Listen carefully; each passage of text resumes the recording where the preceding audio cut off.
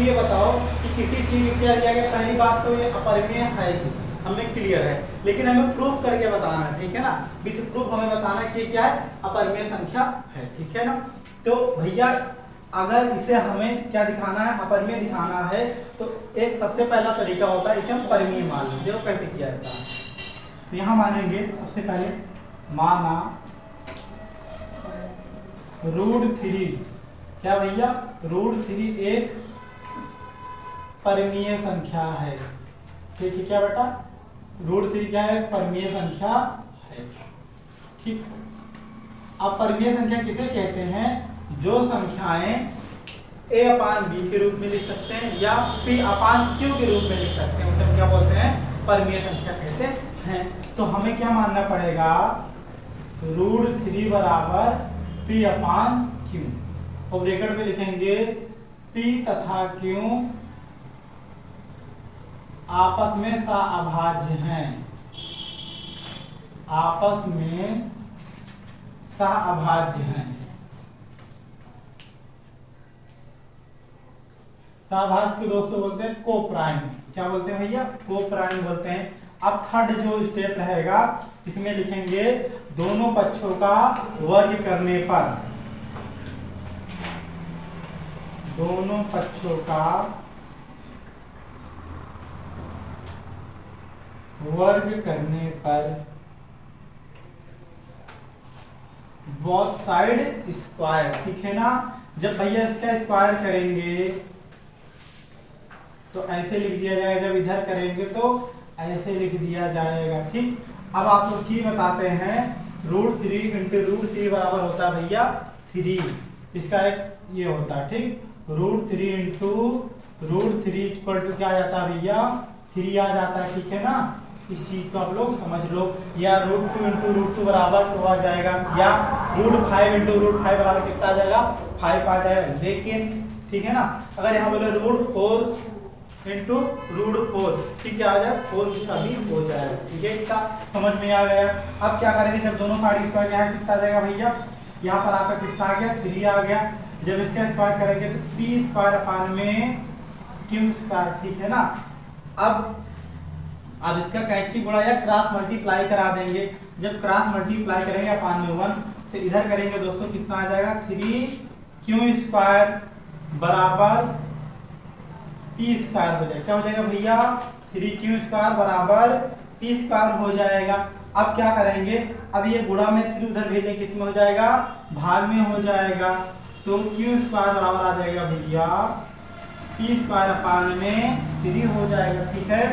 अब यहाँ पर एक आपकी क्या थ्योरम है या परिमेय है, वो क्या बोलती है भैया कि किसी भी संख्या का स्क्वायर अगर किसी भी संख्या से विभाजित होती है तो वह संख्या भी उस संख्या से विभाजित होगी। नहीं समझ पाए, एग्जांपल समझो, जैसे अगर 25 का स्क्वायर 5 से विभाजित होता है, 25 का स्क्वायर मतलब क्या आ जाएगा भैया, 625 होता है। 625 को 5 से हम विभाजित कर सकते हैं, मतलब कि 5 का पहाड़ा पढ़ेंगे तो पूरा पूरा कट जाएगा, लास्ट में रिमाइंडर 0 आ जाएगा। तो 25 भी 5 के टेबल में आता है, मतलब 25 को 5 से विभाजित करेंगे तो 0 आएगा, ये बोलती है ये परिमेय। अब एक जैसे देखो, इसे 16 का स्क्वायर को हम अगर 4 से विभाजित कर सकते हैं तो 16 को भी हम 4 से विभाजित कर सकते हैं, यही परिमेय है। अब यहाँ लिखना पड़ेगा, अगर p² 3 से विभाजित होगा, विभाज्य है, p² 3 से विभाज्य है, तो 3 या है तो p भी 3 से विभाज्य है, 3 से विभाज्य है, ठीक है। अब हो गया, अब इसे हम थोड़ा सा मिटा देते हैं, ठीक है, ये चीज समझ में आ गया होगा। अब देखो इसे हम क्या मान लेते हैं भैया, इक्वेशन नंबर फर्स्ट मान लेंगे, ठीक है ना। इक्वेशन नंबर हम यहाँ क्या मान लेते हैं, फर्स्ट मान लेते हैं। अब यहाँ लिख देंगे हम इतना। अब इसकी जगह पर क्या लिख सकते हैं, पी की जगह पर क्या लिख सकते हैं हम, पी स्क्वायर की जगह पर हम क्या लिख सकते हैं, पी लिख सकते हैं। पी स्क्वायर की जगह क्या लिख सकते हैं, पी। एक तरीका और यहाँ मानना पड़ेगा, यहाँ ये हर क्वेश्चन में बता दे बेटा कि √3 रहेगा या √2 रहेगा या √5 रहेगा, हर जगह पर यहाँ पर मानना पड़ेगा कि P बराबर, ठीक है ना, यहाँ पर या B मानेंगे तो B बराबर 5m, ठीक है ना, या 3m या 2m, क्योंकि यहाँ पर 3 है तो 3m लेना पड़ेगा। ठीक, यहाँ लिखेंगे P बराबर, ठीक है ना, P बराबर क्या मानेंगे हम, यहाँ सॉरी यहाँ पर 5 नहीं, यहाँ पर 3 है तो क्या मानेंगे, 3 मानेंगे। P बराबर क्या लिखने पर, 3m लिखने पर, जहाँ पर P रहेगा बेटा वहाँ क्या लिख देंगे हम, 3m लिख देंगे। अब लिखेंगे इसका मान समीकरण 1 में रखने पर, यहाँ लिखेंगे P का मान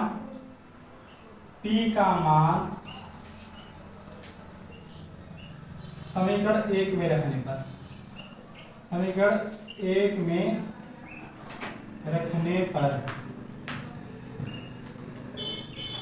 समीकरण बेटा आपका ये क्या है, ये है क्यू स्क्वायर बराबर पी स्क्वायर अपान में 3, ठीक है ना। अब यहाँ पर हम क्या लिख देंगे, जहां पर बेटा P है वहां पर हम क्या लिख देंगे, 3m लिख देंगे। क्या लिख देंगे हम, 3m लिख देंगे। तो यहाँ लिखना पड़ेगा P, जहां पर P है वहां क्या लिख देंगे, 3m का स्क्वायर अपान में 3। अब बेटा क्या करेंगे हम, यहाँ पर आपका आ रहा है क्यू स्क्वायर, क्या है, क्यू स्क्वायर बराबर 3 त्रिक का 9 m स्क्वायर बटा 3। अब डिवाइड कर देंगे तो यहाँ पर क्या आ जाएगा आपका 3m स्क्वायर, ये गुणा उधर जाएगा किसमें हो जाएगा, भाग में हो जाएगा।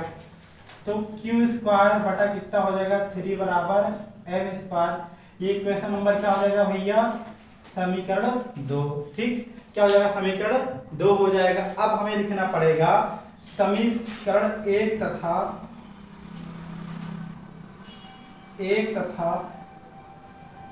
2 से √3 अपरिमेय संख्या है। √3 क्या है भैया, अपरिमेय संख्या है, अपरिमेय संख्या है। अब आप लोग बेटा बोलेंगे कि सर आप ऐसे डायरेक्ट कैसे कर दिए कि अपरिमेय संख्या है। देखो अब आपको हमने यहाँ माना है कि माना √3 एक क्या है, परिमेय संख्या, तो √3 बराबर P अपान Q लिखें। P तथा Q क्या आपस में सहभाज्य हैं। अब भैया सहभाज्य का मतलब क्या होता है, सहभाज्य वो संख्या होती है जिनका एचसीएफ कितना आता है, 1 आता है। कितना आता है, 1 आता है, मतलब एक टेबल से डिवाइड होती हैं और किसी से नहीं होती, मतलब कि या तो 1 से विभाजित होती हैं या खुद से होती हैं, या तो 1 से विभाजित होती है या तो खुद से होती है। अब यहाँ पर हमने लिखा P और Q क्या है, ये क्या आपस में सहभाज्य, मतलब कि ये एक से विभाजित हो गया और किसी भी से नहीं विभाजित हो। अब देखो P स्क्वायर को हमने क्या कर दिया, 3 से विभाजित कर दिया, और फिर यहाँ क्या कर दिया हमने, Q स्क्वायर को हमने 3 से विभाजित कर दिया। ठीक, Q स्क्वायर भी क्या कर दिया हमने, 3 से विभाजित कर दिया, क्योंकि ये हमारे रूल क्या कर रहे हैं, गलत कर रहे हैं ना। अगर परिमेय संख्या होता तो सेम रूल होता, क्योंकि या तो एक से विभाजित हो या तो खुद से होता, लेकिन ये गलत कर रहा है रूल। ये पहले P स्क्वायर को भी 3 से विभाजित किया और Q स्क्वायर को भी 3 से विभाजित किया, या तो एक से विभाजित होते या खुद से। तो ये क्या कर रहा है, रूल को गलत तरीके से यूज हो रहा है यहाँ पर, मतलब कि क्या हो रहा है, रूल का ये विरोध कर रहा है। यहाँ पर ऐसा भी लिख सकते हैं, यहाँ पर विरोधाभास उत्पन्न हो रहा है, अतः है क्या है, अपरिमेय संख्या है। यहाँ पर एक थोड़ा सा और लिख देना, जैसे हमने यहाँ पर ये लिखा है, अगर यहाँ लिखेंगे Q स्क्वायर भी, यहाँ लिखेंगे Q स्क्वायर 3 से विभाजित होता है तो Q भी 3 से विभाजित होगा। ये हमने लिखा नहीं है, इसमें कोई दिक्कत नहीं, आप वो परीक्षा में जरूर लिख देना, ऐसे ही करना, ठीक है ना। अगर आप लोग को दोस्तों वीडियो समझ में आया तो प्लीज